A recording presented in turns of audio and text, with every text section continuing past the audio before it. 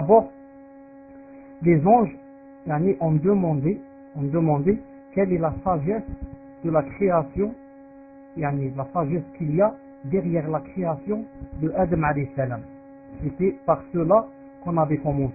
Les anges demandent la sagesse derrière la création d'Adam d'Adam alayhi salam.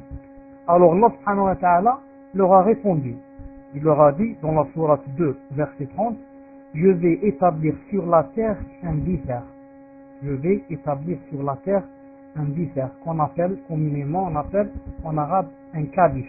Ça s'appelle aussi khalifa, comme c'était Abu Bakr Siddiq, Omar, Uthman, radiallahu ta'ala anhum, et les autres. Donc Allah subhanahu wa ta'ala leur a montré, quand les anges ont demandé quel est le but et quelle est la sagesse, on n'a pas compris.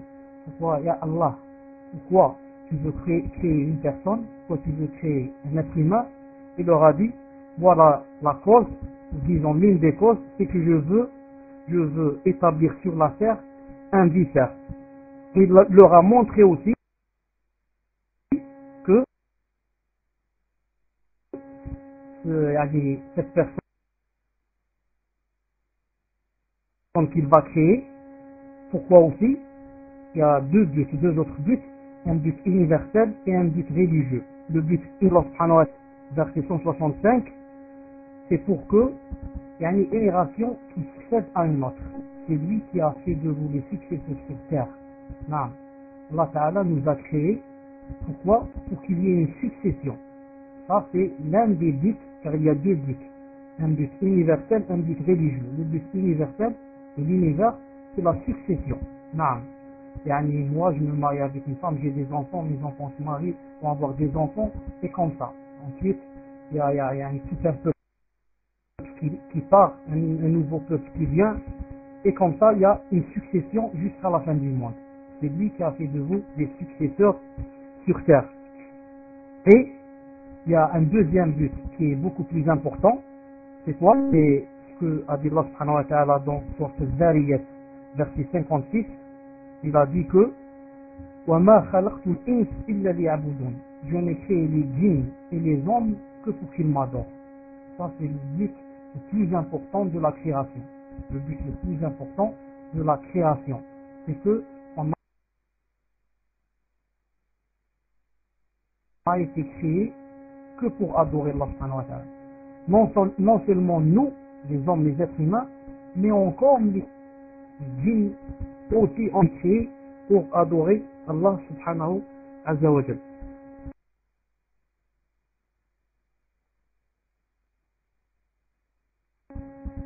Donc Allah subhanahu wa ta'ala a informé les anges au sujet du but de la création, beaucoup plus d'informations au sujet de la sagesse divine derrière la création d'Adam alayhi salam, sans aucun effet de protestation ou de dévaluation de l'espèce humaine. Non, c'était seulement par avidité de compréhension. Qui voulait comprendre? Non, tout le monde veut comprendre. Comprendre des choses qui sont obscures et des choses qu'on n'arrive pas à comprendre. Alors, ils ont posé une question. Les anges ont posé une question et ils ont dit, dans la sourate 2, verset 30, Ya Allah, vas-tu désigner un qui mettra le désordre et répandra le sang? Une question. Vas-tu désigner un qui mettra le désordre et répandra le sang? Certains ont dit, comment se fait-il que les anges aient su que l'être humain que Allah Ta'ala va créer va mettre le désordre et répandre le sang? Comment ont-ils su alors que ce sont alors que ça va être la première créature? Non.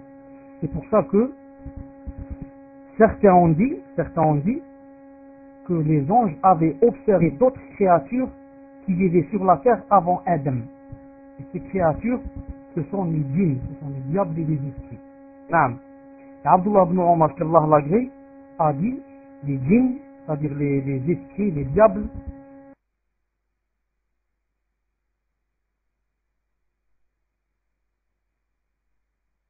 ont vécu sur la terre avant Adam alayhi salam, avant Adam, environ 2000 années, 2000 ans, ils ont un ange qui les expulsèrent vers des îles éloignées, vers des îles éloignées.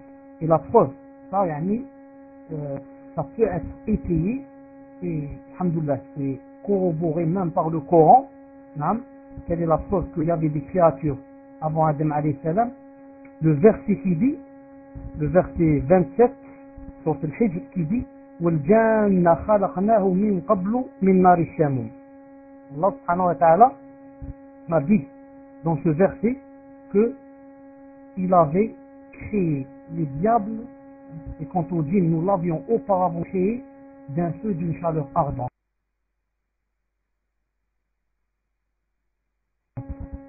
Et quant au djinn, c'est-à-dire les diables et les esprits, ça s'appelle en arabe du djinn, nous l'avions auparavant créé. Donc c'est une preuve flagrante, une preuve qui peut être réfutée que le djinn a été créé avant Adam alayhi salam. Mais ça n'empêche pas de dire que la première créature c'est notre père Adam alayhi salam. La première créature, la première créature humaine, c'est notre père Adam alayhi salam. Mais avant Adam alayhi salam, ça n'empêche pas qu'il y ait eu d'autres créatures comme les esprits et les diables. Mais on ne dit pas comme disent les autres qu'il y avait une personne avant Adam. Il n'y avait aucune personne, aucun être humain avant Adam. Adam c'est le père, c'est le père de toute l'humanité. Alors, les anges dirent, dans le verset 30, surat 2, verset 30, ils dirent, alors que nous sommes là, à te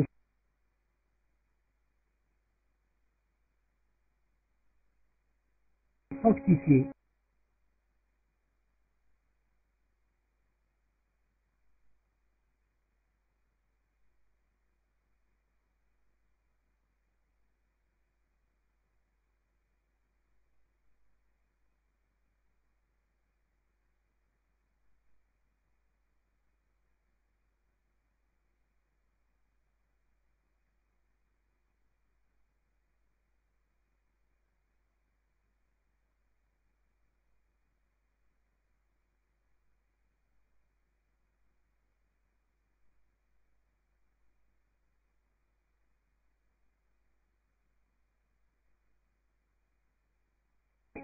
les anges ne désobéissent jamais à Allah subhanahu wa ta'ala. Jamais ils ne désobéissent à Allah subhanahu wa ta'ala. 66, verset 6, il a dit, en parlant des anges, que jamais, ne désobéissons jamais à Allah en ce qu'il leur commande, et faisant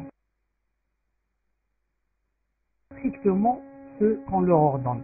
Allah ta'ala dit, ne désobéissons jamais à Allah ce qu'il leur commande strictement.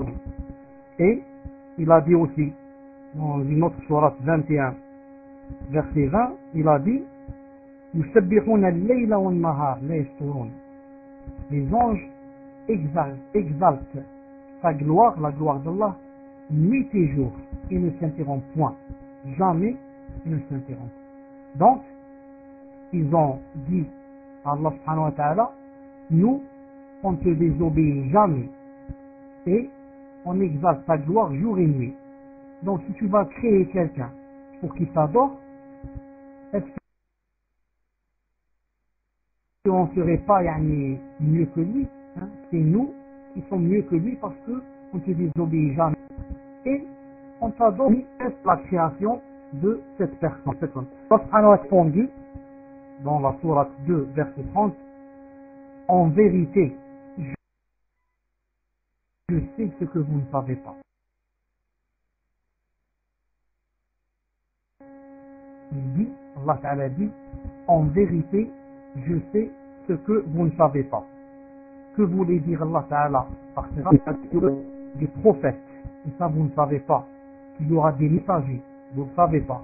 Qu'il y aura des vertueux, qu'il y aura des martyrs, qu'il y aura des peuples pieux. Et non pas, comme vous croyez, et quand vous pensez que j'ai quelqu'un qui va être désordre et rendre le son. Non. C'est ça, ça veut dire Allah Ta'ala, il va dire en vérité, je sais que vous ne savez pas. Ensuite, Allah Subhanahu wa Ta'ala, le Tout-Puissant, expliqua quelle est la prédominance et l'éminence de Adam alayhi salam sur les anges.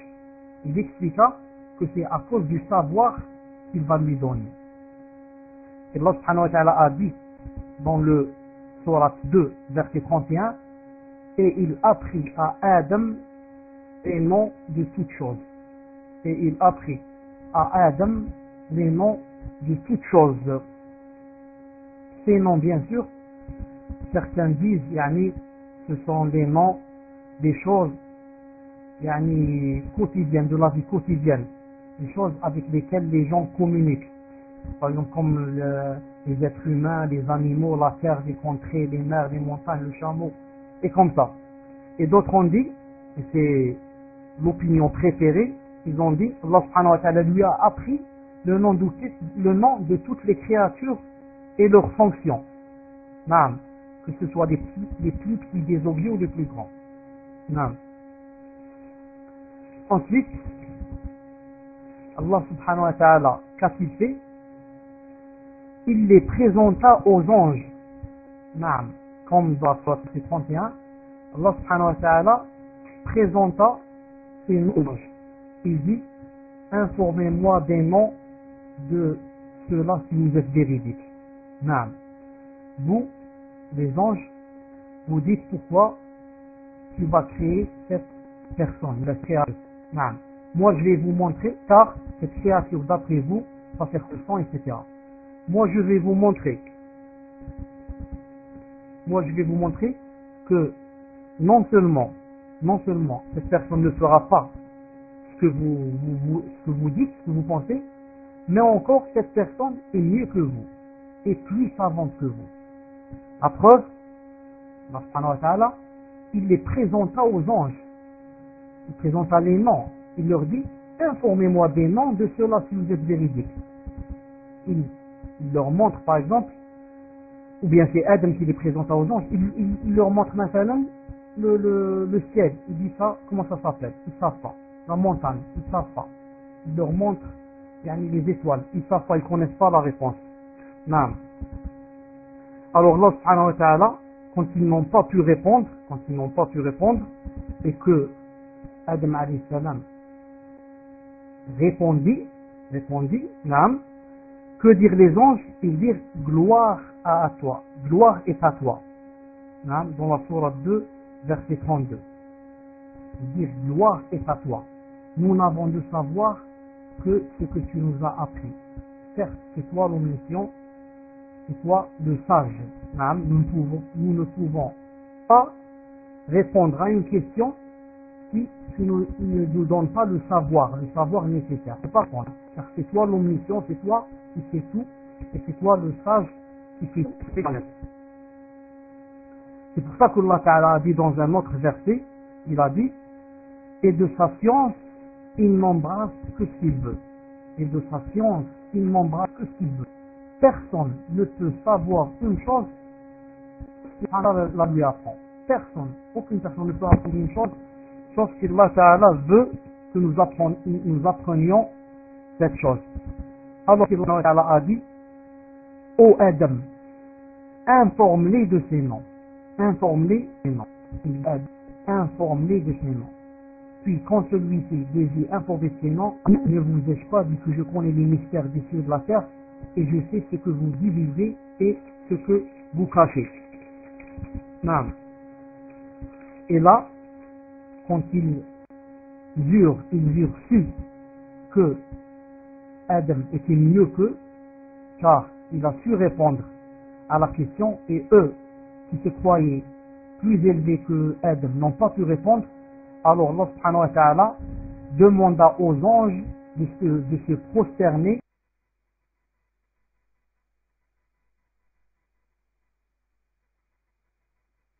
devant Adam.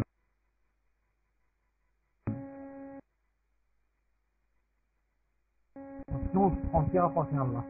Non. Alors, il demanda aux anges de se prosterner devant Adam. Il faut que vous vous prosterniez à ceux qui ternèrent, à l'exception d'Iblis, Satan, qui refusa, sans flason d'orgueil, et puis parmi les infidèles. Et puis parmi les infidèles. Non. Adam, après qu'il l'eut créé avec sa main et insuffla en lui l'âme qu'il avait créée pour lui. Il dit dans un autre verset, Allah Ta'ala dit dans un autre verset, verset 29 surat 15, il a dit, et dès que je l'aurai harmonieusement formé et lui aurai insufflé mon souffle de vie, jetez-vous alors prosterné devant lui. Non. Et dès que je l'aurai harmonieusement formé et lui aurai insufflé mon souffle de vie, non, jetez-vous alors prosterné devant lui. Al-Ma'asal a 4 honneurs, 4 grands honneurs. Il a été créé par Allah et façonné par sa main, sa belle main. Deuxième honneur, Allah Ta'ala lui insuffla en lui, ou bien insuffla en lui, l'âme qu'il avait créée pour lui, spécialement pour lui. Troisième honneur, il ordonna aux anges de se prosterner devant lui. Et quatrième honneur, il lui apprit les noms des choses. Il lui apprit les noms des choses. Et j'avais parlé, j'avais montré, est-ce que la langue grecque, quelle est son origine, est-ce qu'elle est de Allah subhanahu wa ta'ala, ou est-ce qu'elle est des hommes. Et j'avais montré ce que disent les philosophes, ce que disent les musulmans à cet égard. Ensuite, on avait parlé de la jalousie.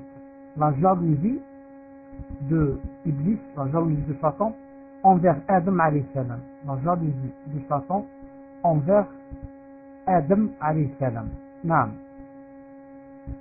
Allah subhanahu wa ta'ala dit dans le Coran, dans la sourate 7, verset 11-12. Nous vous avons créé, puis nous vous avons donné une forme. Ensuite, nous avons dit aux anges, prosternez-vous devant Adam. Ils se prosternèrent, à l'exception d'Iblis, Satan, qui ne fut point de ceux qui se prosternèrent. Alors Allah dit, qu'est-ce qui t'empêche, il lui a dit, qu'est-ce qui t'empêche de te prosterner quand je t'ai commandé, quand je t'ai ordonné? Il répondit, je suis meilleur que lui. Tu m'as créé de feu alors que tu l'as créé d'argile. Je suis meilleur que lui. Tu m'as créé de feu alors tu m'as créé d'argile. Et là, on avait montré quoi? On avait montré que Iblis, Satan, c'était basé sur quoi? Satan s'était basé sur ce qu'on appelle en arabe le qiyas, c'est-à-dire sur l'analogie. Satan s'était basé sur l'analogie et il avait fait une fausse analogie. En premier, l'analogie en islam ne peut pas, si elle contredit un verset ou une tradition du prophète alayhi salam. Ici, elle contredit un verset, car le verset, dans le verset, Allah Ta'ala lui a commandé et ordonné de se prosterner. C'est pas la peine donc de faire d'analogie et de dire, de comparer entre le feu et la terre et dire, moi je suis mieux que l'argile, donc moi je suis mieux que Adam. Cette analogie est fausse car tu as un ordre de Allah, Dieu subhanahu wa ta'ala, qui t'a dit qu'il faut prosterner. C'est pas la peine de faire d'analogie. Ensuite, deuxièmement, pourquoi encore c'est faux, pourquoi cette analogie est fausse? Parce que dans la poussière, il y a, c'est-à-dire que la poussière est mieux que le feu. Même s'il n'y avait pas de verset qui l'a contredit, et que Satan a contredit, la poussière est mieux que la terre et l'argile, est mieux que le feu. Car dans la poussière, c'est quoi? Qu'est-ce qu'il y a? Il y a des qualités de sérénité, de bonté, de persévérance et de grandissement. Alors que dans le feu, qu'est-ce qu'il y a? Il y a des qualités de frivolité, d'impatience, de hâte et de brûlure. de hache et de brûlure. En tout cas, Adam alayhi salam eut l'honneur d'être créé par la main d'Allah et d'inspirer l'âme qu'Allah Azza wa Jal a créée pour lui. Ainsi, Allah Ta'ala commanda que les anges se prosternent devant lui. Que les anges se prosternent devant lui. Il a dit, dans la sourate 15, 28, 37, il a dit: et lorsque ton Seigneur dit aux anges, je vais créer un homme d'argile crissante, extraite d'une boue malléable. Et dès que je l'aurai harmonieusement formé et lui aurai insufflé mon souffle de vie, jetez-vous alors prosternés devant lui. Alors les anges se prosternèrent tous ensemble, excepté Satan, excepté Iblis, qui refusa d'être avec les prosternés. Alors Allah dit: ô Iblis, ô Satan, pourquoi n'es-tu pas au nombre des prosternés? Il dit: je ne puis me prosterner devant un homme que tu as créé d'argile crissante, extraite d'une boue malléable. Alors Allah subhanahu wa ta'ala a dit: sors de là, du paradis, sors de là, car te voilà banni, et malédiction sur toi jusqu'au jour de la rétribution. Sors de là, tu es banni pour ne pas être prosterné, et malédiction est sur toi jusqu'au jour de la rétribution. En fait, Satan, Iblis, a mérité ce traitement de la part d'Allah, parce qu'il s'est comporté avec arrogance vis-à-vis d'Adam alayhi salam, en désobéissant à l'ordre d'Allah, tout en présentant en fait des excuses qui sont pires que les péchés. Les excuses de Satan, les ulama, les savants ont dit, les excuses de Satan sont pires que quoi? Que les péchés. Allah subhanahu wa ta'ala a dit dans un autre verset, Sourate 17, verset 61-65, il a dit: et lorsque nous avons dit aux anges, vous remarquez, toutes ici, les versets se ressemblent, mais contiennent la même idée, mais ce n'est pas les mêmes mots. Chaque mot qui change, il a quelque chose de nouveau. Une nouvelle idée s'ajoute. Et un nouveau sens. Et lorsque nous avons dit aux anges, prosternez-vous devant Adam, ils se prosternèrent, à l'exception d'Iblis, de Satan, qui dit, il a dit: me prosternerai-je devant quelqu'un que tu as créé d'argile? Une fois il lui a dit créé d'argile, une fois il lui a dit de boue malléable, une fois il lui a dit que tu l'as créé d'argile crissante. Alors il lui a dit: me prosternerai-je devant quelqu'un que tu as créé d'argile? Ensuite il a dit: vois-tu, il dit Allah Ta'ala, vois-tu celui que tu as honoré au-dessus de moi, si tu me donnais du répit jusqu'au jour de la vie, j'éprouverai certes sa descendance, je leur ferai des problèmes et des épreuves, j'éprouverai sa descendance, excepté un petit nombre parmi eux. Iblis, Satan, a juré qu'il allait nous faire des problèmes. Il a dit: je vais les éprouver et leur faire des problèmes et des épreuves, sauf à un petit nombre. Allah Ta'ala lui a répondu: va-t'en, quiconque d'eux te suivra, votre sanction sera l'enfer. Non plus. Ensuite Allah a dit à Satan, il lui a dit: excite par ta voix ceux d'entre eux que tu pourras. Excite. Ceux que tu pourras exciter avec ta voix. Rassemble contre eux ta cavalerie et ton infanterie. Associe-toi à eux dans leurs biens et leurs enfants, et fais-leur des promesses. Or le diable ne leur fait promesse qu'en tromperie. Quant à mes serviteurs, Allah Ta'ala dit: quant à mes serviteurs, tu n'auras aucun pouvoir sur eux, et ton Seigneur suffit pour les protéger. Quiconque revient vers Allah, vers Dieu, et lui demande la protection, croit en lui, suit ses ordres, lui obéit et demande la protection contre contre le diable et son infanterie et sa cavalerie, Allah subhanahu wa ta'ala a promis qu'il l'aiderait et qu'il le préserverait de ce grand ennemi, de ce grand ennemi. Allah ta'ala le préservera. Vous avez remarqué ici qu'est-ce qu'il a dit? Il a dit, pour qu'on soit à jour, il a dit, je reviens un peu haut, il a dit,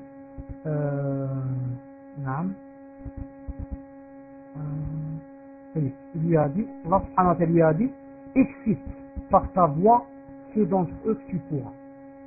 Car il a une voix très excitante, et il est comme ça dans les oreilles, il fait le chuchotement. Il fait le chuchotement, il dit ceci, cela, tu es encore jeune, profite de la vie, tu ne vis qu'une seule fois, demain tu vas mourir, tu vas devenir de la poussière, et donc tu vas tu es en train de perdre de temps, ton temps, des gens on fait ça, toi tu vieillis, jour après jour, etc. Il te chuchote des choses, il te vient d'un autre côté. Si tu es croyant, etc., il vient te chuchoter en te disant par exemple que il n'y a pas en fait Dieu. Allah n'existe pas. Non. Tu vas mourir, tu vas devenir poussière. Et si tu crois en Allah, il va te faire des doutes. Il va te dire, en fait, qui a créé le soleil, qui a créé la terre, qui a créé les cieux, jusqu'à ce qu'il te dise par exemple, en fin de compte, qui a créé Allah, Dieu, qui l'a créé? Comment se fait-il qu'il soit venu tout seul? Comment? Il est venu, il n'était pas, il va te faire des problèmes. Mais le croyant bien sûr qu'Allah Ta'ala, que Dieu a raffermi son cœur, a les réponses nécessaires. Non, a les réponses, et c'est que Allah c'est le premier. Il n'y avait rien avant lui et il n'est pas venu. Il ne fut pas un moment où le monde était seul et Dieu est venu. Non. Dieu a toujours été. C'est le premier, c'est le dernier. On verra ça, Inch'Allah Ta'ala, au moment opportun. Ensuite, il lui a dit, rassemble contre eux ta cavalerie et ton infanterie. Naam. Satan a des femmes, des enfants, de la cavalerie. Il a ce qu'on appelle une geish. Comment on dit une geish en français? Comment on dit une geish en français? Naam. Il a... Attendez, je cherche le mot ici, on va me l'écrire. Naam. Geish. Vous savez comment on dit geish en français? Oui. Si vous ne savez pas, je vais le chercher moi. Des soldats. Non. Allah subhanahu wa ta'ala nous a montré que ce Satan a des partisans, a des soldats qui sont avec lui, qui l'adorent comme nous on adore Allah. Lui, il a des partisans, des soldats qui l'adorent. Ils sont prêts à faire tout à cause de lui. Ça vous étonnerait si je vais vous dire, qu'il y a dans le monde, une secte. C'est quoi le but de cette secte? Des milliers de sectes, ce n'est pas des millions. Mais cette secte, c'est un peu spécial. C'est quoi son but? Cette secte s'appelle les défenseurs. Ils défendent. Les défenseurs de Satan. Nam. Ils sont là, ils ont fait une secte pour défendre Satan. Ils ont dit, Satan, c'est un pauvre muslim. Les gens disent, tout ce qui se passe sur terre, tous les malheurs, c'est à cause de lui, à cause de Satan. Et bien nous on dit, c'est pas à cause de lui. Et nous, on va le défendre. Et ils ont une secte, ils ont un parti avec un chef de parti, des membres, etc. spécialement pour défendre Satan. Et je ne crois pas que demain, quand ils vont rencontrer Allah, ils vont rencontrer Dieu, je ne crois pas qu'il y ait une secte plus mécréante que celle-là. Car tout le monde, tous les autres qui ont mécru, ils vont dire maximum on a mécru. Mais on n'a pas défendu Satan, on a mécru, c'est tout. C'est-à-dire on l'a suivi. On a suivi Satan et on l'a jamais défendu. Ceux-là, non. Ils ont fait une secte spécialement pour défendre Satan. Subhanallah al-Azim. Donc, il lui a dit, Allah subhanahu wa ta'ala lui a dit, alors, rassemble contre ta cavalerie et ton infanterie et associe-toi, ça c'est très grave, associe-toi à eux dans leurs biens et leurs enfants et fais-leur des promesses. Associe-toi à eux dans leurs biens et leurs enfants. Vous savez que il y a des hadiths du prophète sallallahu alayhi wa sallam qui montrent quoi? Qui montrent que quiconque, quand il mange, il ne dit pas Bismillah, il ne dit pas au nom d'Allah, le shaitan, Satan, s'associe avec lui et mange avec lui.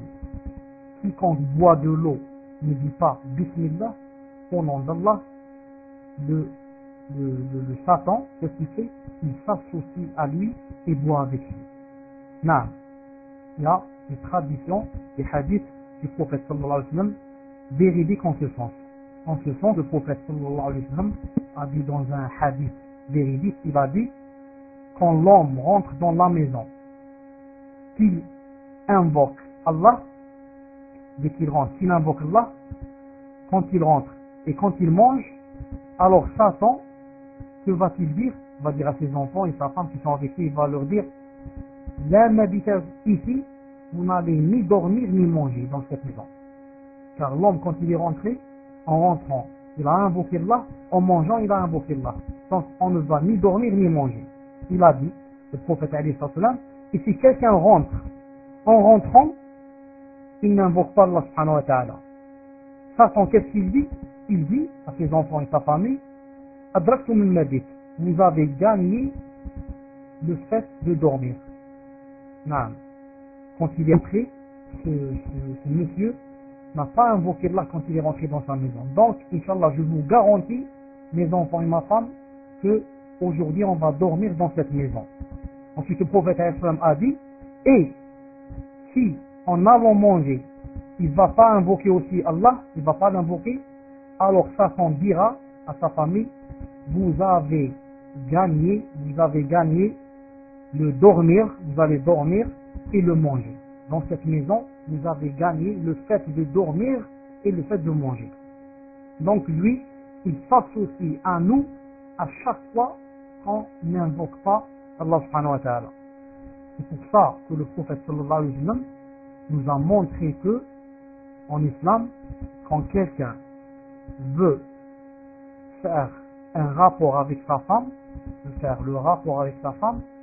qu'il devait dire, qu'il lui est conseillé de dire Bismillah, Allahumma jannibna shaitan wa jannib shaitan ma razaqtana.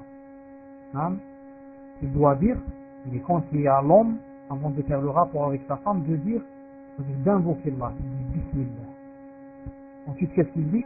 Oh Allah, éloigne de nous Satan, éloigne-le de nous et de l'enfant si tu nous donnes un enfant. Non. Quand un homme fait un rapport avec sa femme, peut-être qu'ils vont avoir un enfant.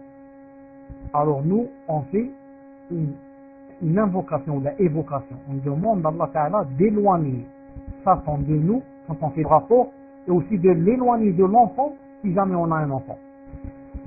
Pourquoi on fait cette invocation pour l'éloigner du rapport? J'ai dit tout à l'heure que tout ce qu'on fait et on n'invoque pas Allah, Satan s'associe à nous quand c'est dans le verset.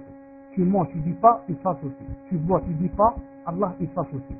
Même quand tu fais le rapport avec ta femme, l'homme fait le rapport avec sa femme, tu dis pas, le Satan, c'est la même chose avec lui. C'est la même chose avec lui, avec la même femme.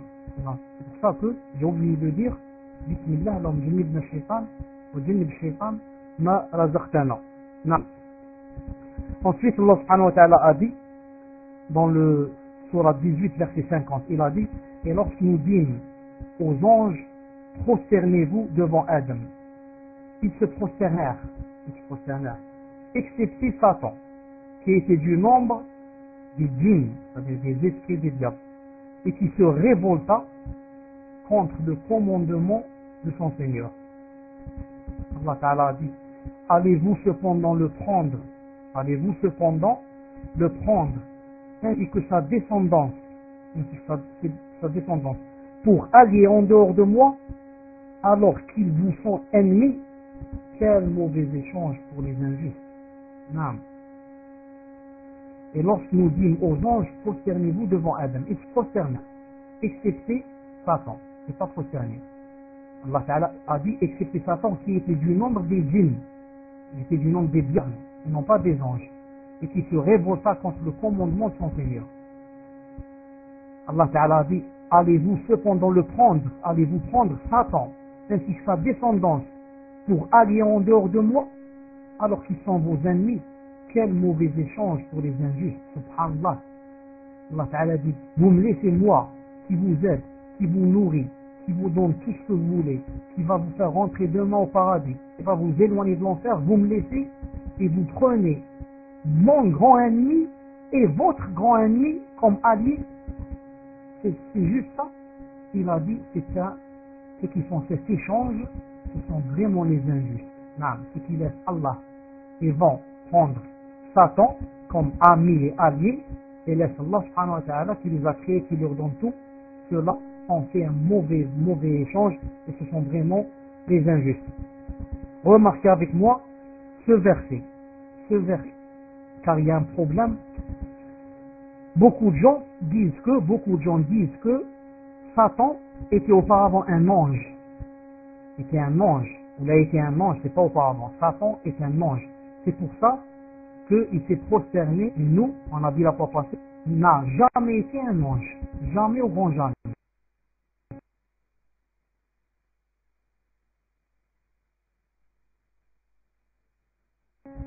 Mais il a été toujours de devenir un diable d'être banni par Allah subhanahu wa ta'ala. Il adorait Allah ta'ala au point où il avait le même rang que les anges. C'est pour ça qu'il était toujours avec eux, toujours en les accompagnant. Et c'est pour ça qu'Allah Ta'ala, quand il a créé Adam, il a demandé aux anges et aussi à qui? Aussi à Satan de se prosterner. Car Satan adorait Allah. Adorait. Il n'était pas encore devenu Satan. Il était seulement un djinn, un esprit. Et là, il n'a pas voulu, hein, il avait le même rang que les anges dans les actes et dans les adorations. Et là, il n'a pas voulu se prosterner. Les anges se sont prosternés et eux n'ont pas voulu se prosterner. Et vous savez pourquoi je l'ai dit. Ce verset montre très bien que Satan n'était pas un ange. Regardez ce que Allah Ta'ala a dit. Ils se prosternèrent. Prosternez-vous devant Adam. Ils se prosternèrent excepté Satan qui était du nombre des djinns. Il a dit du nombre des djinns. Il n'a pas dit du nombre des anges. Il a dit premièrement. Deuxième preuve, ça se trouve aussi dans ce verset. Il a dit et qui se révolta contre le commandement de son Seigneur. Il se révolta. Il a désobéi. Alors qu'on a vu un peu plus haut que les anges ne désobéissent jamais à Allah. Jamais ils ne désobéissent à Allah. Alors que Satan a désobéi à Allah. Donc c'est une preuve que ce n'était pas un ange. Les anges, c'est pour eux qu'ils obéissent à Allah. Et la troisième preuve que ce n'était pas un ange, mais que c'était un djinn, c'est Allah Ta'ala quand il a dit allez-vous cependant le prendre ainsi que sa descendance pour allier. Il a dit sa descendance donc Satan a des femmes et des enfants. Pour avoir une descendance, on doit être marié. Pour avoir la progéniture, on doit être marié. Alors tout le monde sait que quoi? Tout le monde sait que les anges ne se marient pas, et que les anges n'ont pas de sexe, et que les anges ne s'accouplent pas, et que les anges n'ont pas de femmes, ils n'ont pas d'enfants, etc. C'est pour ça que le prophète sallallahu alayhi wa sallam a dit dans un hadith authentique, il a dit les anges sont créés de lumière, les djinns sont créés hors de feu desséché, et Adam est créé de ce qu'il vous avait été décrit. Remarquez avec moi, les anges ont été créés de lumière et les djinns ont été créés hors de feu desséché, de feu. Satan a été créé de feu. Et les anges ont été créés de quoi? De lumière. Donc ceux qui ont été créés de lumière, ils ne peuvent pas s'accoupler à avoir d'enfants. Alors qu'un peu plus haut, Allah Ta'ala a dit, allez-vous les prendre, de prendre ainsi que sa descendance? Donc, les anges n'ont pas de descendance. Ce sont les djinns qui ont la descendance. Mohim. Alors,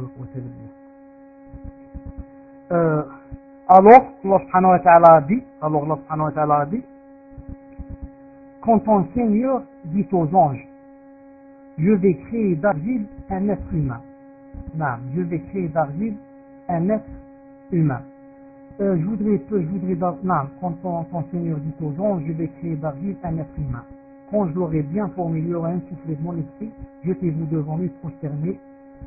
Alors tous les anges se prosternèrent, à l'exception de Satan, qui s'enfla d'orgueil et qui est du nombre des infidèles. Une seconde avant de faire la suite, Allah dit, oh Satan, qui t'a empêché de te prosterner devant ce que j'ai créé de mes mains? Penses-tu d'orgueil ou te considères-tu parmi les hauts placés? Il répondit, je suis meilleur que lui. Tu m'as créé de feu et tu l'as créé d'argile. Sourate 38, verset 71-76. Regardez, j'ouvre une petite parenthèse. Lorsque on a cité le hadith un peu plus haut, où c'est écrit le hadith que Allah Ta'ala a créé, les anges ont été créés de lumière. Si tu peux recoller ce hadith, je le cherche. Les anges ont été créés de lumière. J'ouvre ici une petite parenthèse, après que je vois le hadith affiché, Inch'Allah Ta'ala. Non. Le prophète a dit, les anges sont créés de lumière, les djinns sont créés hors de fil, et Adam est créé de ce qui vous est décrit, c'est-à-dire de boue, d'argile, etc. Regardez, lorsque le prophète, que la paix soit sur lui, a dit, ici, dans ce hadith, il montre l'origine de trois grandes créatures. L'origine des anges, c'est la lumière. L'origine des diables, c'est le feu. Notre origine, c'est la terre, etc. La terre, comme on va le voir un peu plus loin avec beaucoup de détails. La terre. Oui. Remarquez avec moi, quand il a dit, les anges sont créés de lumière, et il a dit, Adam a été créé de terre. Le prophète, sallallahu alayhi wa sallam, n'a pas été créé de lumière, comme disent certains gens, certains ignorants, qu'ils soient musulmans, qu'ils ne le soient pas. Même si ce sont des musulmans, ce sont des ignorants. Qu'est-ce qu'ils disent? Ils disent, le prophète, sallallahu alayhi wa sallam, puisque c'est le dernier prophète, et puisque c'est le meilleur prophète, donc il a été créé de lumière. Et ils veulent le placer dans un rang plus que Allah Ta'ala ne lui a donné. Alors tout ça c'est qu'intéressant dans son rang. Et le prophète sallallahu alayhi wa sallam a dit, ne m'élevez pas plus de mots, ne m'élevez pas des mots. Donc, puisque le prophète a été créé de quoi? A été créé de lumière. Alors que là, le prophète, qu'est-ce qu'il a dit lui-même? Il a dit, les anges ont été créés de lumière. C'est pas l'être humain, les anges. Et les diables de feu, et l'être humain de terre, le premier être humain, Adam de terre. Donc ceux qui disent que le prophète a été créé de lumière, lui-même, il est en désobéissance au prophète sallallahu alayhi wa sallam. Pourquoi? Parce que le prophète alayhi wa sallam a dit, ne m'élevez pas plus que mon rang. Et deuxièmement, parce qu'il dément ce hadith. Il dément ce récit. Ce récit a dit, les anges ont été créés de lumière, et lui il dit non, le prophète a été créé de lumière. Et ce qui est grave aussi, quand on dit que le prophète a été créé de lumière, donc ça va nous mener à d'autres choses, à une autre chose qui est plus grave, laquelle c'est de dire que donc il est toujours vivant, on ne le voit pas, il n'est pas mort comme dit certains, il n'est pas mort, ou bien certes il est mort, mais puisque c'est une lumière, il revient vers ce monde. Et jusqu'à nos jours, certains, je ne dis pas ignorants, je dis ignares. Ignare c'est plus élevé qu'ignorant. Certains ignares du musulman disent et prétendent qu'ils rencontrent le prophète à l'islam et qu'ils le voient une fois par semaine ou une fois par 15 jours là, ils sont comme ça une assise, ils s'invitent et ils laissent une chaise vide et ils disent cette chaise c'est pour le prophète à l'islam qui est de lumière et qui va venir dans 5 minutes, il va s'asseoir ici avec nous, etc., etc. Et il n'y a pas une plus grande innovation que celle-là. Et ça existe dans plusieurs pays, ça existe même ici où je vous parle. Il y a des ignorants, des ignares qui font ça une fois par 15 jours ou une fois par mois, je ne sais pas. Ils disent, car le prophète Hassan va venir s'asseoir avec nous et ils font comme ça une petite fête. Donc, cette gravité est venue, d'où est-elle venue? Elle est venue de l'innovation de dire que le prophète est de lumière. Non. Ils ont désobéi au prophète qui a dit je ne suis pas de lumière. Non, je ne suis pas de lumière, je descends de Adam. Et Adam est de poussière et de terre et d'argile. Eux, ils sont des ignorants, ils ont dit de lumière, et voilà qu'est-ce que ça a donné. Ça a donné une plus grande innovation, le fait de dire qu'on puisse voir le prophète sallallahu alayhi wa sallam comme ça. Donc en islam, on est toujours au milieu. On est toujours au milieu. On ne descend pas du rang de quelqu'un et on n'élève pas ce quelqu'un de son rang du style être un prophète. Même si ce quelqu'un est un prophète, on n'a pas le droit de l'élever plus que son rang. Par exemple, certains, par amour du prophète, qu'est-ce qu'ils vont dire? Ils vont dire le prophète connaît l'invisible. Le prophète sait ce qui va se passer demain. Le prophète et commence à tirer comme ça des choses de leur tête. D'où tu dis cela? Et tu dis, tellement je l'aime, je sens qu'il a chose. Tout ça, c'est des mensonges. Et tout ça, c'est des quoi? C'est des péchés. Non. Tu veux élever le prophète plus que son rang, tu rentres dans le péché. Les musulmans sont toujours au milieu. Ils ne font pas comme les chrétiens qui ont fait de Jésus alayhi salam, qui était un prophète, comme tous les autres prophètes, que la paix soit sur lui, ils ont fait de lui un Dieu. Ils ont dit, et ils ont l'élevé au maximum. Au lieu de le laisser un prophète, comme Allah Ta'ala a voulu de lui, ils ont dit non, celui-là ce n'est pas un prophète. Il faut qu'il soit meilleur que tout le monde, donc c'est un Dieu. Donc regardez l'exagération dans l'amour qui se trouve chez les chrétiens, et regardez le contraire, l'exagération de la juifs. Les juifs, qu'est-ce qu'ils font? On les appelle les tueurs des prophètes, les assassins des prophètes. Ils ont tué Yahya, Jean, ils ont tué Zachariah, et ils ont prétendu tuer Jésus aussi. Ils ont prétendu qu'ils ont crucifié Jésus. Alors ce n'est pas vrai. Allah subhanahu wa ta'ala a élevé Jésus vers le ciel et a mis un autre à sa place. Donc je voulais dire que chrétiens exagèrent dans l'amour et les juifs exagèrent dans la haine. Et ça se trouve ça se trouve aussi ça, l'exagération, ça se trouve dans les sectes égarées. Ça se trouve dans les sectes égarées, même si ce sont des sectes de musulmans, ça se trouve. Regardez par exemple, entre par exemple les Kharijites. Il y a une secte chez les musulmans, qui est égarée bien sûr, qui s'appelle les Kharijites. Que fait cette secte? Cette secte dit que dans notre religion, il faut combattre le gouverneur. Le gouverneur, il faut le combattre et le tuer, s'il fait des péchés, des grands péchés. Donc, exagération dans la haine. Et il y a une autre secte qui s'appelle les chiites. Les chiites qui sont en Iran, qui sont beaucoup en Irak, qui sont au Liban. Ce que vous voyez à la télévision, en train de se frapper avec les chaînes. Ils frappent avec les chaînes et de se faire couler le sang. Et qui prétendent que c'est l'islam qui a dit cela, alors que Allah Ta'ala, Dieu, sait que ce sont des menteurs. Allah sait que ce sont des menteurs et qu'il n'a jamais dit de faire couler le sang et de se frapper avec des chaînes. Ceux-là, qu'est-ce qu'ils font?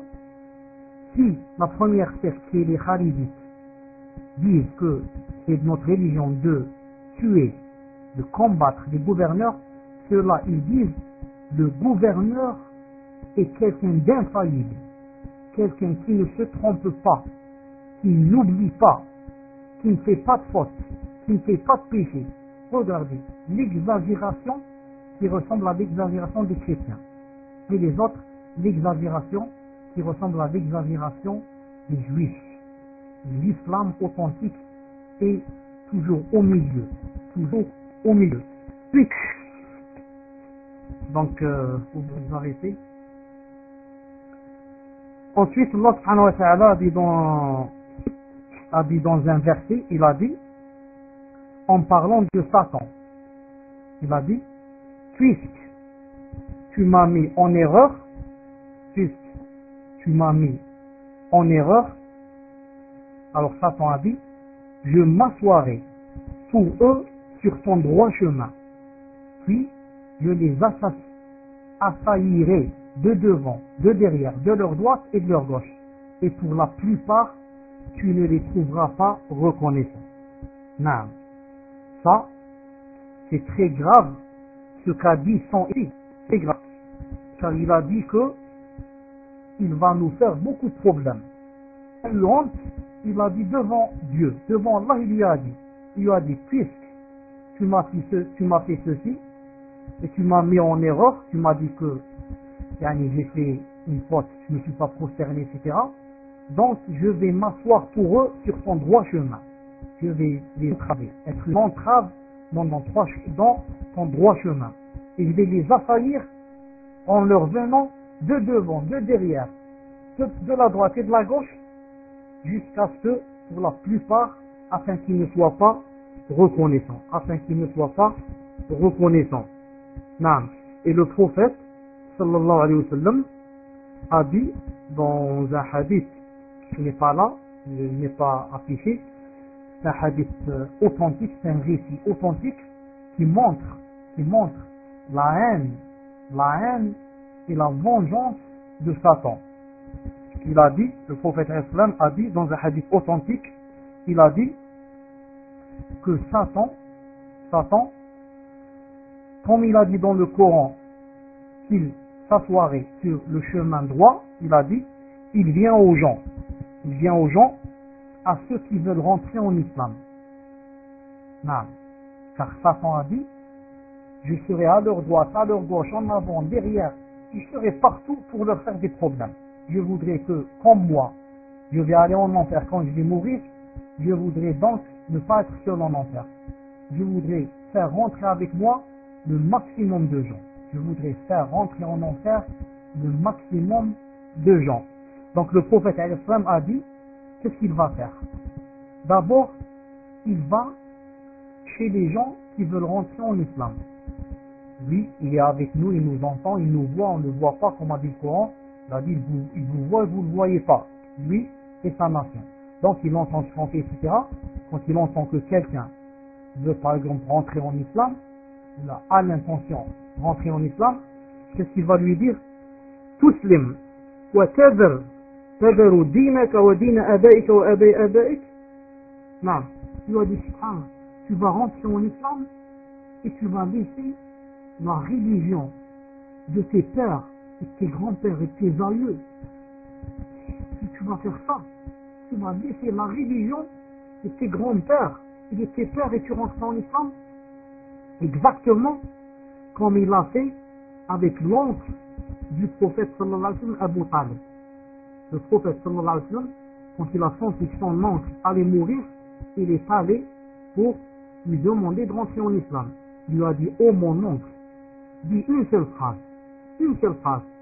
reconnais qu'Allah Ta'ala lui seul, il mérite l'adoration, et que je suis son prophète, dis seulement cette phrase, et demain c'est moi qui te défendrai devant Allah Ta'ala quand on va mourir. Alors Shaitan, qu'est-ce qu'il a fait? Il a parlé au nom de Abu Jahl et les autres personnes qui étaient arrivées. Ils ont dit à l'oncle du prophète, tu vas mourir, tu ne vas pas mourir sur la religion de tes parents, tu ne vas pas mourir sur la religion de tes aïeux. Alors il a réfléchi, il a dit, je meurs de mes parents, c'est-à-dire je ne meurs pas musulman. Donc Satan ici, il a réussi. Satan ici, il a réussi. Il a juré qu'il ferait le maximum pour réussir. Il a juré qu'il ferait le maximum pour réussir. Donc on continue le récit, il lui a dit, donc il va lui dire, tu vas rentrer en islam, tu vas laisser la religion de tes parents, etc., etc. Comme certains chrétiens, quand ils sentent que vraiment rentrer en islam, c'est vraiment ce qu'ils cherchaient. Et c'est le vrai qu'ils cherchaient depuis longtemps. Non. Alors là, il y a le shaitan, le Satan, qui va jouer un grand rôle. Il va leur dire comment que dans la famille, tu vas les contrarier, tes grands-pères, tes sœurs et tout le monde est chrétien, ou est juif, et toi tu vas tout renverser. C'est très grave ce que tu vas faire. Non. Il va lui faire peur, il va le pousser à ce qu'il ne rentre pas en islam. Alors ici le prophète a dit, quand il lui dit comme ça, tes pères et tiens, il a dit, il lui a désobéi. Il lui a désobéi. Ensuite, le shaitan lui est venu du côté de la hijra. En islam, quand quelqu'un rentre en islam, s'il vit dans un pays de mécréants, il sort, il va dans un pays de musulmans.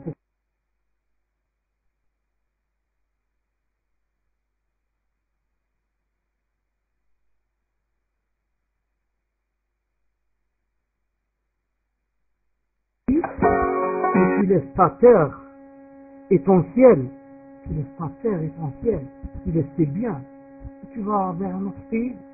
Il a dit, il lui a désobéi. Il n'a pas entendu chuchotement de Satan. Il a dit, et il a quitté le pays vers un pays musulman. Il a dit, ensuite, il lui est venu du côté de la guerre sainte. Il lui a dit, tu vas faire la guerre sainte, tu vas mourir. Et ta femme, on va quitter après toi. On meurt, on va une femme. Et on va partager ton argent. Il lui a désobéi et il a fait la guerre sainte. Ensuite, le prophète a dit, فَمَنْ فَعَلَ ذَلِكَ كَانَ حَقًّا عَلَى اللَّهِ يُسْأَلُ. Il a dit, quiconque désobéit comme ça à Satan, et c'est ce que Dieu, ce que Allah veut de lui, celui-là, c'est un de ses droits que Allah Ta'ala le fasse rentrer demain au paradis. Allah Ta'ala le fasse rentrer au paradis. Maintenant, nouveau chapitre qui s'appelle Satan était au ciel. Satan était au ciel. Naam. Quand Satan, Iblis était au ciel. Quand Allah subhanahu wa ta'ala a dit dans le Coran, Sourate 7, verset 13, il lui a dit, Sourate 7, verset 13, naam, il lui a dit, descends d'ici. Ensuite, dans un autre verset, Sourate 7, verset 18, il lui a dit, sors de là. Allah Ta'ala a dit, Satan, descends d'ici. Naam. Sourate 27, il lui a dit, sors de là. Naam. Le frère dit, le djihad ne sont pas les attentats que nous voyons dans nos jours. Les femmes, les savants qui la représentent sont innocents de cela. Naam. Ça, je ne sais pas ce que font les gens et les bombes qu'ils font et les attentats qu'ils font. Tout cela, c'est à l'encontre de l'islam. Tous ceux qui font cela ont des péchés et seront demain questionnés par Dieu.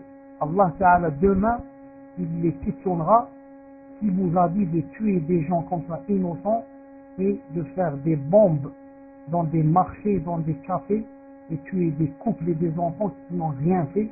Tout cela, ils vont être questionnés demain, car l'islam est quoi?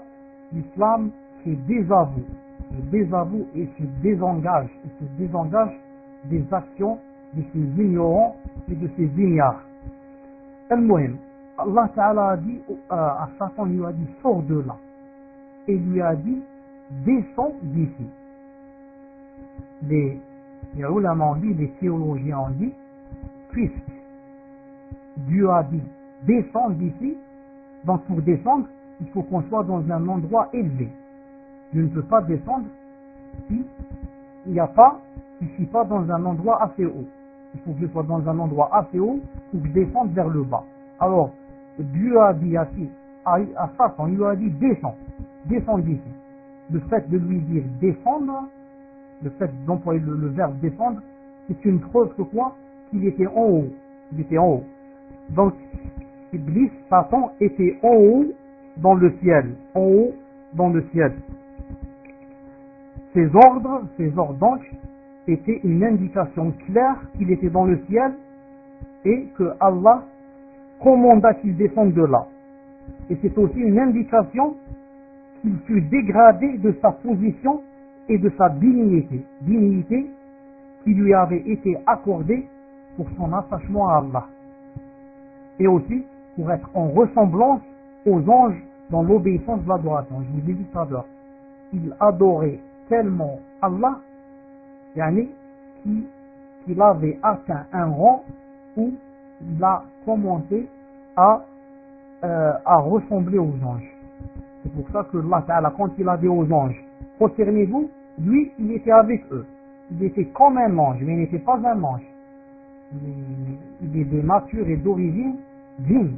C'est un esprit, pas un ange. Non. Ensuite, cette haute position fut annulée. Ce grand rang fut annulé après que furent manifestées l'arrogance, la jalousie et la désobéissance à son Seigneur. Et, pire encore, il fut jeté dans le bannissement et l'humiliation complète. Maintenant, on va parler dans un nouveau chapitre, on va parler de Ève, on va parler de Hawa, alayhi salam, et l'histoire de sa création. On va parler de Hawa et l'histoire de sa création. Hawa, la paix soit sur elle, et l'histoire de sa création. Allah subhanahu wa ta'ala a dit dans le Coran, Surat 2, verset 35, il a dit: Ô Adam, habite le paradis, toi et ton épouse, et nourrissez-vous de partout, et nourrissez-vous-en de partout à votre guise, mais n'approchez pas de l'arbre que voici, sinon vous seriez du nombre des injustes. Sinon vous seriez des nombres des injustes. Dans un autre passage, c'est en d'autres termes. Allah Ta'ala a dit dans la Sourate 7, verset 18-19, il a dit: sors de là, en parlant de Satan, il a dit: sors de là, banni et rejeté. Sors de là, banni et rejeté. Iblis, c'est-à-dire Satan, qui est banni et rejeté. Ensuite, il a dit: quiconque te suit parmi eux, de vous tous, j'emplirai l'enfer. Quiconque te suit à son gré, il veut te suivre. Alors de vous tous, j'emplirai l'enfer. Ensuite il a dit: ô Adam, habite le paradis, toi et ton épouse, et mangez en vous deux, à votre guise. Mangez à votre guise. Mais attention, n'approchez pas l'arbre que voici, sinon vous seriez du nombre des injustes. Mais attention, je vous demande et ordonne de ne pas vous approcher de l'arbre que voici. Sinon, vous seriez fautifs et vous commettriez un péché et vous seriez injustes. Dans un autre passage, Allah subhanahu wa ta'ala a dit: et quand nous dîmes aux anges, prosternez-vous devant Adam. Ils se prosternèrent, excepté Iblis qui refusa. Alors nous dîmes: ô Adam, celui-là est vraiment un ennemi pour toi et ton épouse. Prenez garde qu'il vous fasse sortir du paradis. Prenez garde qu'il vous fasse sortir du paradis, car alors tu seras malheureux. S'il vous fait sortir du paradis, alors vraiment tu seras malheureux. Pourquoi? Il a dit, car s'il n'y aura pas faim, il ne sera pas nu. S'il n'aura pas soif, il ne sera pas frappé par l'ardeur du soleil. Donc, Allah subhanahu wa ta'ala a dit à Adam, il les a avertis, lui et son épouse. Il leur a dit, attention, attends une seconde, attention, il leur a dit, ne mangez pas de cet arbre, ne mangez pas, mangez tout ce que vous voulez à votre guise, ne mangez pas seulement de cet arbre. Si vous allez manger, ensuite, vous seriez injuste, ça vous serez dans l'erreur et dans le péché. Il a dit, attention, si vous allez manger aussi, vous allez sortir du paradis. Et vous serez malheureux, malheureux. Il a dit ici, dans le paradis, il n'y a ni faim, ni tu ne seras nu. Et il n'y a jamais la soif, ni le soleil qui frappe avec son ardeur. Le soleil qui frappe avec son ardeur. Ensuite, Allah subhanahu wa ta'ala a dit, non. Ensuite, Allah subhanahu wa ta'ala a dit, je vais savoir seulement où est le passage à l'histoire de sa création.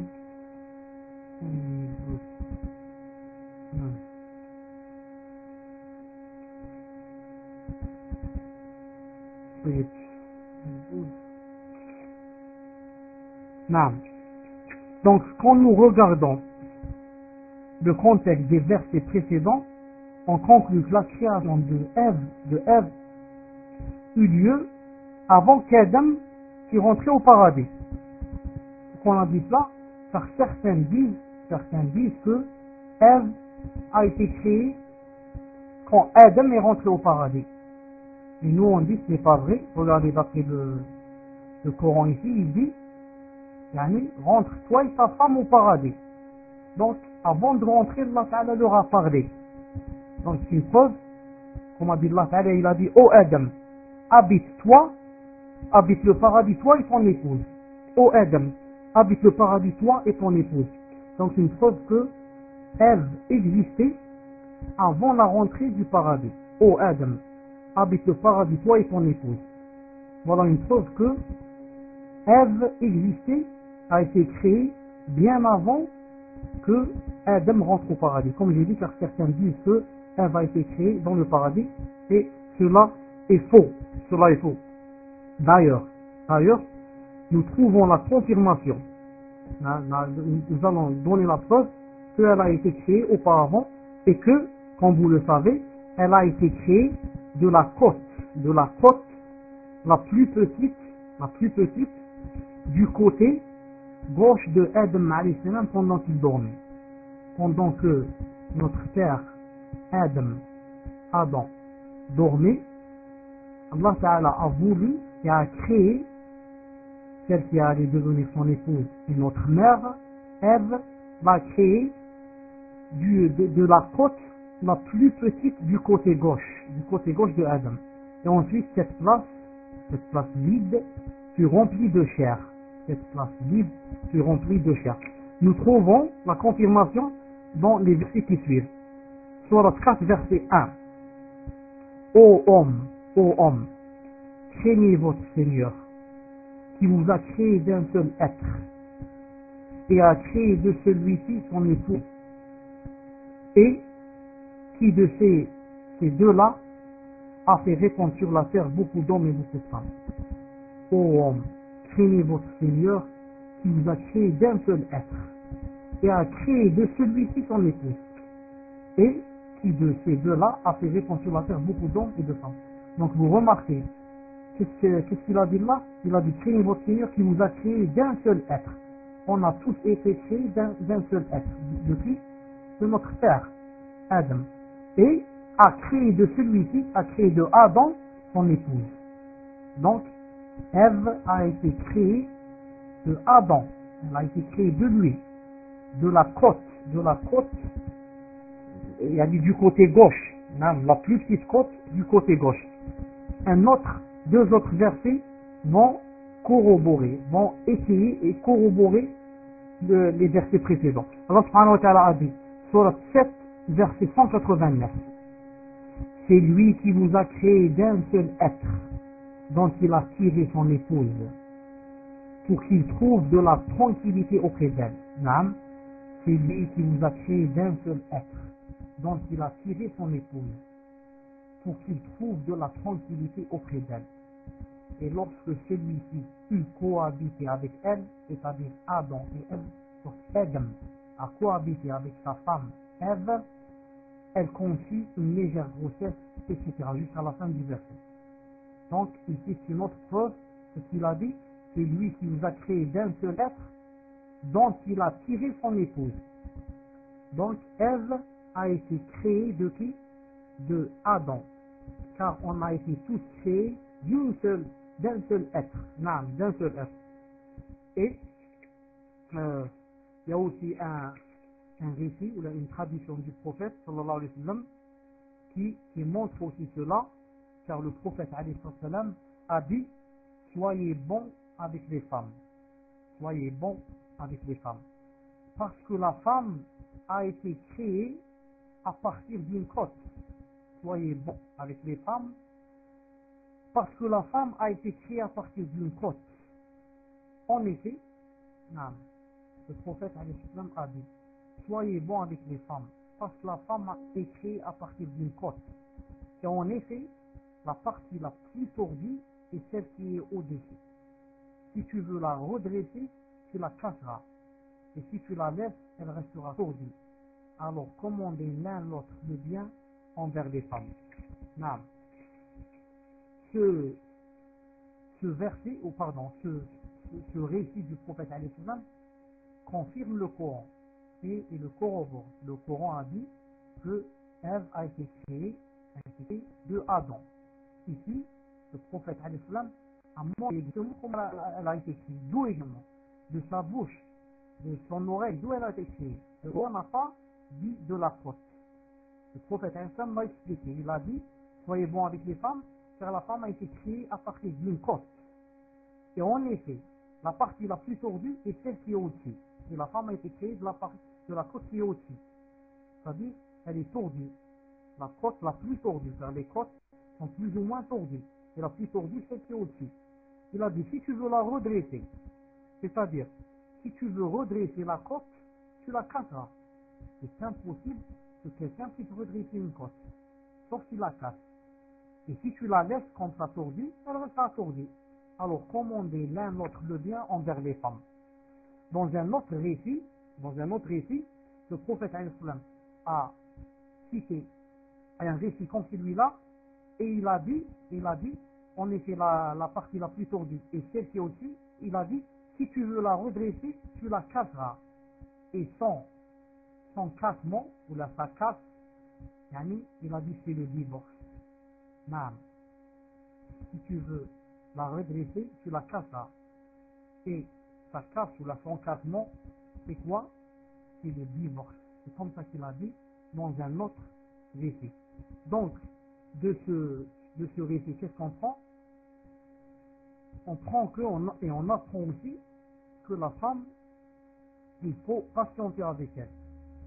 Car la femme a été créée d'une côte qui est tordue et qu'il est impossible de la redresser.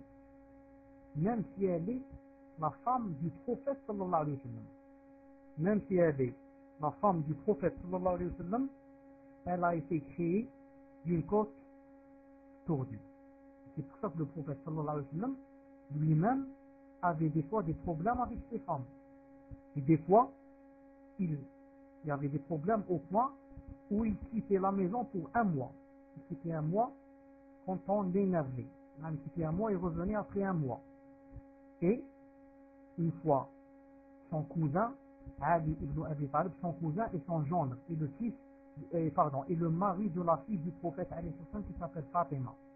Son mari Ali, une fois, le prophète sallallahu alayhi wa sallam l'a trouvé dans la mosquée en train de dormir.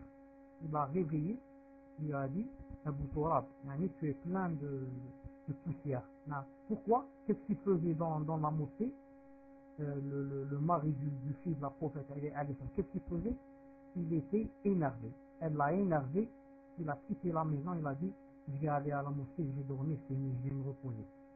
Non, des fois quand on est énervé avec sa femme, je crois qu'il vaut mieux s'éloigner. Pas seulement avec sa femme, mais quand on est énervé avec quelqu'un, il vaut mieux s'éloigner de lui car on ne sait pas qu'est-ce qui va se passer. Surtout avec la femme, on risque quoi? On risque de la divorcer. Ou alors on risque de la frapper. Mais quand je sors, je claque la porte et je sors, je vais dans un jardin, je vais m'asseoir, ou là je vais à la mosquée, ou là je vais lire quelque chose. Ensuite, 1 heure, 2 heures, ça passe. Quand je reviens normalement, Inch'Allah, quand je reviens, je la trouve, elle aussi, elle a regretté ce qu'elle a fait, et la vie, là, commence de nouveau. Mais pour que quelqu'un dise, il y a, yani, il y a une vie conjugale qui est parfaite, il n'y a jamais de problème, celui-là c'est un menteur. Non. Plus les deux, plus le couple a de ressemblance et d'affinité. Et plus ils sont croyants, et plus ils marchent sur le même sentier, moins il y a de problèmes. C'est tout. Ça ne veut pas dire qu'il n'y aura jamais de problème. Moins il y a de problèmes. Mais le vrai musulman, et le musulman qui est intelligent, se base sur ce récit. Il dit, puisque le prophète m'a dit que sa femme a été créée d'une côte tordue et c'est impossible de la redresser, donc je dois dire, donc je dois patienter avec elle. Je dois patienter avec elle. Ensuite, ce récit ne veut pas dire, comme pensent certains ignorants, ne veut pas montrer l'infériorité de la femme. Certains vont dire, puisque la femme a été créée d'une côte tordue, donc elle est inférieure à l'homme. D'ailleurs même, le prophète veut montrer ici qu'elle est inférieure. Jamais. Le prophète ici veut te commander le bien. Et il te dit, attention. C'est-à-dire, c'est comme s'il la défendait. Il veut te dire, attention, ta femme, voilà comment elle a été créée la femme. Donc il ne faut pas lui en vouloir.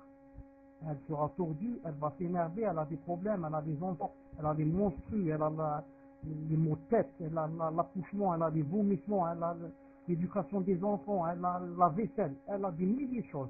Non, donc, il ne faut pas lui en vouloir, il faut aller avec elle doucement, doucement. Non, donc, c'est pour ça que, qu'est-ce qu'il a dit? Qu'a dit le hadith? Il a dit, regardez, il a dit, soyez bons avec les femmes. Regardez comment qu'a commencé le hadith. Il a dit, soyez bons avec les femmes. Il a terminé par dire, et commandez l'un à l'autre le bien envers les femmes. Non, commandez l'un à l'autre le bien. Ce que le prophète a dit à nous, c'est le conseil de nous. On se bat sur quoi? Il est le plus beau. On voit avec sa femme, forcément. Non, bien avec sa femme, puis celui-là, c'est le meilleur de nous. Le meilleur de nous. Non, on va remarquer. Non, ça ne veut pas dire ici, une parenthèse, ça ne veut pas dire ici que la femme va avoir des problèmes et que la femme ne va pas faire les choses qui lui sont obligatoires de faire à la maison par exemple, et à chaque fois on lui dit toi tu n'as pas fait ça, elle va dire tout le monde sait que j'ai été créé d'une côte tordue. Ça marche pas, non. Mais pas une raison ni une excuse. Pourquoi tu m'as pas préparé le manger? Off, tu sais, j'ai été créé d'une côte tordue. Pourquoi tu n'as pas fait ça? Non. Tout ça, c'est pas vrai, ce n'est pas une excuse. Non. Ensuite, il y a quelque chose d'important ici. Je crois que c'est avec cette chose que je vais finir le cours aujourd'hui. Non. Vous remarquez que, donc, les gens, donc, tout le monde, tous les êtres humains se divisent en quatre. Tous les êtres humains se divisent en quatre. Ou bien, on est né, c'est-à-dire on est né, la naissance. Ou bien on est né d'un père et de mère. C'est ça, tout le monde est né d'un père et d'une mère. Ou bien, on n'a ni père ni mère. Ou bien, on n'a ni père ni mère. Et ça, c'est qui n'a ni père ni mère? C'est seulement Adam. Adam alayhi salam a été créé d'argile. Il n'a ni père ni mère. Ou bien, on a seulement une mère et on n'a pas de père. Comme l'était Isa, Jésus, que la paix soit sur lui. Jésus, que la paix soit sur lui, a seulement une mère, Marie. Mais il n'a pas de père. Il n'a pas de père. Non. Ou bien, on a seulement un père et on n'a pas de mère. Comme Ève. Ève, la fille sur Ève. Ève n'a pas de mère, puisqu'elle a été créée de qui? Elle a été créée de Adam, qui est, donc, en ce sens, il est son père, car elle a été créée de lui. Ensuite, je vous ai remarqué, effectivement, c'est une remarque aussi assez importante, c'est une remarque assez importante, laquelle, jusqu'à de nos jours, beaucoup de gens posent une question qui revient tout le temps, on la pose. C'est quoi cette question? On dit aux gens, on voudrait vous poser la question, qui a été créé avant l'autre? Qui a été créé avant l'autre? Est-ce que c'est la poule qui a été créée avant l'œuf, ou bien l'œuf qui a été créé avant la poule? Si tu dis la poule, on te dira, mais la poule d'où elle est venue? Il faut qu'elle soit venue d'un œuf. Si tu dis un œuf, on va te dire l'œuf d'où est-il venu? Il faut qu'il y ait une poule qui l'ait pondu. Et comme ça devient quoi? Un cercle vicieux. Quelque chose qui n'a pas de fin. Tu dis la poule, on dit l'œuf, tu dis la poule. En islam, cela fait maintenant 1500 ans, 1500 ans, qu'Allah subhanahu wa ta'ala a répondu dans le Coran à cette question. Il a répondu à cette question dans le Coran, ça fait 1400 et quelques années. Mais les gens ne connaissent pas le Coran, bien sûr. Même les musulmans ne connaissent pas, la plupart ne connaissent pas bien leur religion, bien sûr. Allah Ta'ala dit dans le Coran, Zariyat, sourate Zariyat, verset 49, il a dit, وَمِنْ كُلِّ شَيْءٍ خَلَقْنَا زَوْجَيْنِ لَعَلَّكُمْ تَذَكَّرُونَ. Il a dit, et de toutes choses, nous avons créé deux éléments de couple. Peut-être vous rappellerez-vous.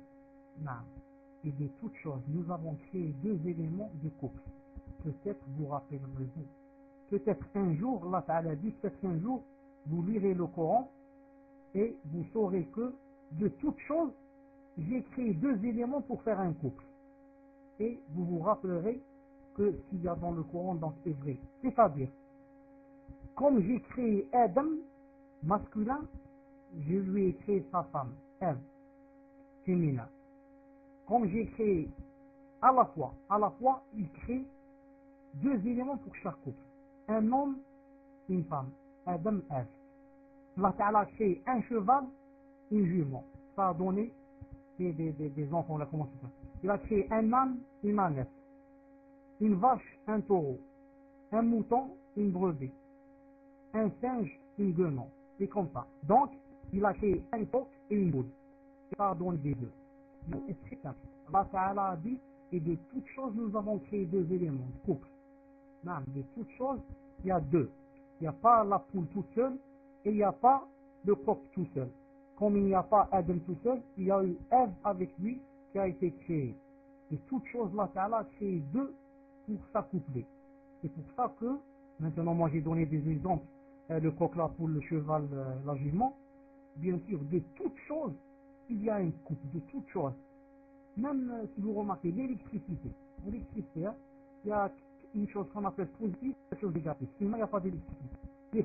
Les fleurs, positif, négatif. Les nuages, il y a masculin et féminin. Ça se rencontre ensuite, ça donne la pluie. C'est comme ça. Des millions de choses qui sont comprises. Et nous, on ne sait pas. Inch'Allah Ta'ala, je vais m'arrêter exactement ici. Le prochain chapitre, l'arbre. L'arbre, donc, quel est l'arbre duquel Adam et Hawa ont mangé? Ils ont mangé quel arbre exactement? Certains disent le figuier, certains disent le palmier, Là, c'est le début du prochain dars. Inch'Allah Ta'ala, c'est le début du prochain dars. Je m'arrête Inch'Allah Ta'ala ici. Je m'arrête ici. Je vous donne maintenant le temps de position. Je préfère. Comment on va faire pour les questions? Regardez, avant de lever vos mains, il y a trois sœurs qui n'ont pas le rouge. Ceux qui ont des questions, qui sont hors sujet, les envoient les envoie aux sœurs. Et ceux qui ont des questions sur le sujet, Adam, sur ce que je viens de dire ça, lève la main. Ensuite, quand je termine avec ceux qui ont levé la main, je termine avec ceux qui ont levé la main. C'est-à-dire, je termine avec les questions qui ont rapport avec le cours. Les sœurs, alors, qu'est-ce qu'elles feront? Alors, elles m'afficheront les questions qui sont hors sujet. Les questions qui sont hors sujet, c'est qui sont, pour répondre aux gens qui ont des problèmes. Naam. Je reviens, Inch'Allah Ta'ala, dans 5 minutes. Subhanak Allahumma wa bihamdik, shahadu an la ilaha illa anta, astaghfiruka wa atubu ilayk. Le temps que vous posez vos questions. Et barakallahu fikum pour ceux qui ont aidé dans la salle. Assalamu alaikum wa rahmatullah.